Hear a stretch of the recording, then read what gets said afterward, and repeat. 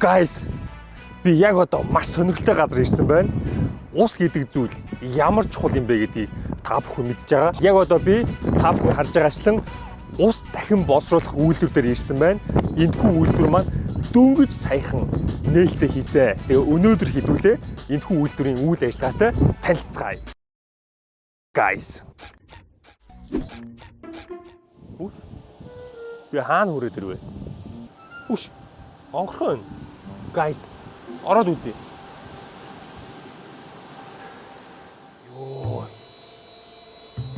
Ямар гिचэн газар ороод ирвэ? Энэ хамаагүй юмд хурж болохгүй юм шиг байна. Энийг л ойлгохгүй байна. Энэ тайлбарлаад хүн байхгүй юм бах та. Хүн байна уу?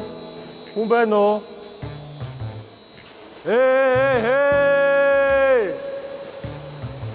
Хүн байна уу? Байна хөө.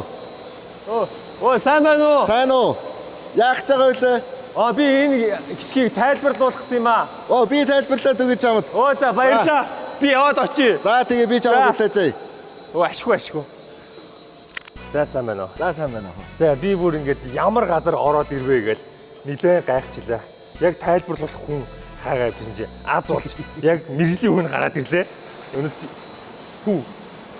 За энэ одоо жишээ нь яг юу дуурж байна вэ? Одоо энэ манай худаг руу энэ гаднаас төв зөвлөгөөс ирж байгаа ус маань энд ингээд цуглаж байна. Одоо энэ ингээд усаа хүлээж авч байгаа хэсэг маань энд байгаа юм. За. Тэгээд ерөнхийдөө манай үйлдвэр маань болохоор хаягдлуус дахин боловсруулах үйлдвэр. Яг өөрийнх нь процесс, технологи бодох юм бол бид нар хоногт 50,000 м3 ус цэвэрлэх хүчин чадалтай. Тэгээ энэ усаа бид нар цэвэрлээд яах вэ гэхээр бид нар дулааны цахилгаан станцуудын техникийн усны хэрэглээнд хэрэглэх юм. Дулааны цахилгаан станцууд маань одоо нөгөө уураа хөргөх, одоо үнсээ зайлуулах гэх мэтлэн энэ техникийн процессонд жилд ойролцоогоор 18 сая м3 ус хэрэглэдэг. 18 сая м3 ус. Чи хэдэн литр юм бэ? Литрээр тоос энэ бүр замбраагүй 18 тэрбум литр ус. Амар их ус хэрэглэж. Амар их ус хэрэглэсэн. Жилд тий. Тэгээд тэр их усыг чинь бүгдийг газрын гүнээс хэрэглэдэг болохоор одоо энэ гүний усыг нь бид нар одоо болоод дахин цэвэрлсэн ус ашиглахын тулд бид нар энэ үйлдвэрийг барьсан. Цаашид дулааны цахилгаан станцууд бүгд дахин цэвэрлсэн усаа ашиглаж явна гэсэн. Одоо бид нар ингээд Улаанбаатарчууд маань тогттой байхын тулд дулааны цахилгаан станц чинь ингээд аюу их ус маш их хэмжээний ус хэрэглэж байгаа. Тэр ус нь болохоор гүний буюу цэвэр усыг хэрэглэдэг байсан юм байна. Одоо энэ үйлдвэрийн ачаар тэгэхээр тэр цэвэр уснуудыг хэмнээд одоо эндээс гарч байгаа усыг шууд цахилгаан станц руу орох юм байна тийм ээ. Тэр чи энд яг усаа яг яаж цэвэрлэх гэсэн үг вэ тэгэхээр? За. Одоо энэгээр л цэвэрлэн шүү дээ. Наа чи юу юм? За дагаа үзүүлээ. Вау. Guys, маш сонирхолтой. Явж харцгаая.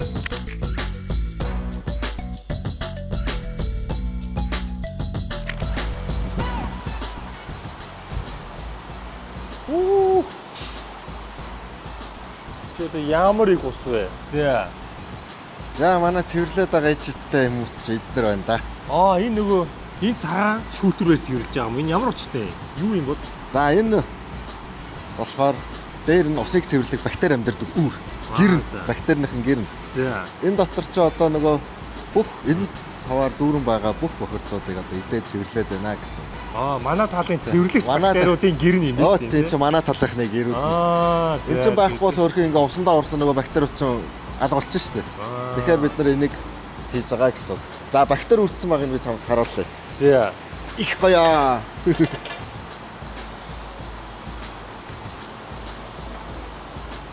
За андуураад идчихгүй дээ. Идчихвэл миний дотор цэвэрлэхгүй. Тэгээд өөрөө л цэвэрлэх авах юм гарах та. Одоо ингээд өнгө хувирсан байна гэдэг чинь энэ бактеритай байна гэсэн. Тийм бай. Тэгээд энэ нэлээд жижигхэн маш жижигхэн нүдэнд харагдахгүй бид нар энийг микроскопоор хардаг, лабораторид харж болно. Би ингээд нэг зоопарк ажиллуулад байж байна. Энэ төр одоо хэдийн хэмжээний дүүл манай талын цэвэрлэгч бактериуд байгаа вэ? За ястаа хэлж мэдэхгүй та тэр нь чинь. Хэдэн 10 тэрбумаараа байж байгаа. Тэгвэл миний ойлгосноор бол одоо энэ бактериудыг үржүүлснээрээ тэр бактериуд нь тэр бүх бохирдлуудыг идээд амьдраад энэ үүрэндээ амьдарч ийн гэсэн үг үү те? Тэгсэн үг. Нэг ясандаа энд одоо энэ том усан сан чинь эдний одоо нэг гэсний хотны гэсэн үг.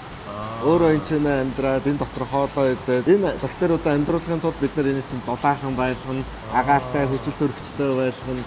Нэг ясандаа амжилт хийжээгээл. За ингээд нэг гэр нэмчээ та. За тийм. За ингээд дахиад бас нэг юм бий. За. Тэшигээ яваач цаа. Хөөе хайч ч хөөе. Зөндөө бактериуд. Guys. Харж байгаа. 1000 айлын орон сууц. Ингээд 100000 айлын орон сууц. Guys. Бактери тэжээх үү гэжтэй. Эндээс аваа явж болох уу? Гэртээ жоо мэдээ. Бактериуд нь сайн үржээрээ.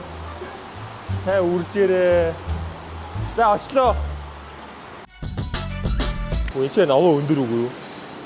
Титаник санаанд орж шít. Near far wherever you are.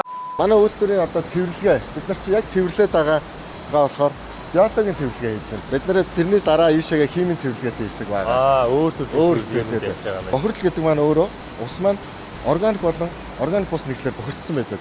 Органик нэгдлүүд нь болохоор биологийн задралд ордог, алим газар унахаараа ингээ ялцраад ингээ хүйсэн алдахтай яг адилхан процессыг биологийн цэвэрлэгээ хийчихэж байгаа гэсэн. Дараагийн шат нь юу химийн цэвэрлэгээ. Химийн цэвэрлэгээ яадаг вэ гэхээр биологийн задралд ордгоо бодиснуудаа бүгдийг цэвэрлэх процесс байгаа. Химийн бодис ашиглаж. Энд чи одоо хэдэн метр доошоо гүнзгий байгаа вэ? Нилээд гүнзгий байх шиг харагдаад. За яг энэ хэсэг чинь болохоор одоо бараг 10 м гүнзгий байгаа. Хүү одоо энэ доошоо 10 метр 10 м гүнзгий. 3 давхар илүү гэсэн үг шүү дээ. Барилгаараа. Харлаа мэдхгүй байна нөө шүүлтүр мөлтүр орчлоороо тий.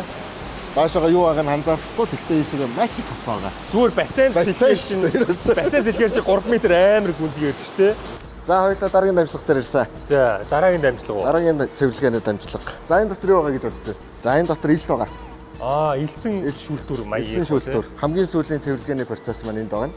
За. Энэ дотор бид нар 1.6 м илстэй. Над чиг өндөр илстэй. Тийм ээ тий. Тэгээд ингээд уусчихж байгаа. Ерөөсөө доошоо суугаад орж байгаа. Илсэн фильтрний ерөөсөө ганц зарчим хөрс шиг усаа цэвэрлэдэг. Хөрсөн дээрх ус ингээ хөрс рүүгээ нэвчээд ингээ доошоо гүнлүүгээ авахтаа цэвэршдэг шиг яг энэ тийм цэвэрлэгээ хийж байгаа гэсэн. Одоо энэ чи айгүй энгийн процесс. Одоо бид нар ингээд гэртээ ч гэсэн ус цэвэршүүлэхдээ ис хийж агаад нэг арга би харж ирсэн. Ис хийж дээрээс нь ус асгаа доошоогоо ингээд цэвэр ус хайрга майрга хийгээд цэвэрлэдэг яг тэр технологи ерөөсөө энд байгаа гэсэн. Хамгийн энгийн хамгийн үр өгдөгтэй технологи ч одоо юм байна. 3 дахь цэвэрлэгээний дамжлага. 3 дахь цэвэрлэгээний дамжлага байгаа. Одоо хэрвээ би эндээс уул яах вүлээ? Хэр аюултай вэ? Манай усыг уух юу байхгүй. Зөвшөөрөл байхгүй. Зөвхөн технологийн хэрэглэн хэрэгжилж байна. Унтны усны стандартыг хангахгүй тийм ус байгаа. Энд чинь ямар учиртай вэ? Одоо энэ ингээд бидний арай бохир. Энэ бол одоо хуучин төв цэвэрлэхээс гарч байгаа тулгалт нийлүүлж байгаа ус. За. Энэ бол одоогийн байдлаар нэлээд бохирдолтой харагдаж байгаа. Тийм байна. За энэ болохоор манай шин төв цэвэрлэхээс ирж байгаа ус. Дараагийнх нь. За. Манад одоо яг Улаанбаатарт одоо ингээ 2 төв цэвэрлэх байна. Манай үйлдвэр шин төв цэвэрлэхээс ирж байгаа усыг авч байгаа. Энэ ус маань бид нар цэвэрлээд ийшээгээ биологийн цэвэрлэгээнд ороод ийм өнгөтэй болж байна. Химийн цэвэрлэгээнд ороод ийм өнгөтэй боллоо. Тэгээд сая хоёлаа үтсэн шүүлтүр дээр, илсэн шүүлтүр дээр ийм өнгөтэй боллоо. Хамгийн сүүлд бид нар ингэж цэвэрлж гаргаж байна гэсэн үг. За энэ бол бүр нилээн өөр. Нилээн тонглог болсон. Нилээн тонглог. Бараг уучмаар л харагдаж шүү. Ер нь бол. Одоо энэ чинь дулааны цахилгаан станц руу яг өгж байгаа ус нь энэ үү? Дулааны цахилгаан станц өгөх ус нь наатгч юм байна. За. Одоо guys харж байгаа энэ бол яг өнөөдрийн бидний ирсэн энэ үйлдвэрийн эцсийн бүтээгдэхүүн энэ байгаа. Тэгээд энэ усыг дулааны цахилгаан станц техникийн зориулалтаар өгж одоо бидний гүний усыг химж байгаа юм байна. Хүү. Ямар сүртэй өөрөө вэ? За яа сонио юм бэ? Guys, маш сонио үнэтэй таарлаа. Францд хамт сурж исэн. Тэгээ өөр хот сурж исэн. Чи аль хот? Богдоо сурж байна. Богдоо, guys, Богдоо. Вайн явахтаа сурж, вайн уусан залуу байна. Маш их вино уусан залуу байна. Манай Бобби ерөөхдөө танилцуулж тайлбарласан нь усны компакт гэдэг шүүлтүүрээр явсан. Компакт нь бол нэг яриаггүй. Тийм үү. За би чамд өгүүлдэг товчхон тайлбарлаад өгөх үү. Усны компакт гэдэг нь болохоор одоо Америкийн засгийн газрын буцалтгүй тусламжаар юм 3 зүйл гэж байгаа шүү дээ. Ямар 3 зүйл вэ гэх юм бол усны компактын эхний төсөл нь болохоор ус хангамжийн баруун их үүсвэрийг шинээр байгуулах юм төсөл байгаа. За тэгээд энэ дотроо болохоор одоо 2 дэд станц шинээр байгуулсан, 30 гүний удаг байгуулсан. За мөн дээрээс нь одоо ус гүн цэвэршүүлэх юм үйлдвэр бас ингэж байгуулсан.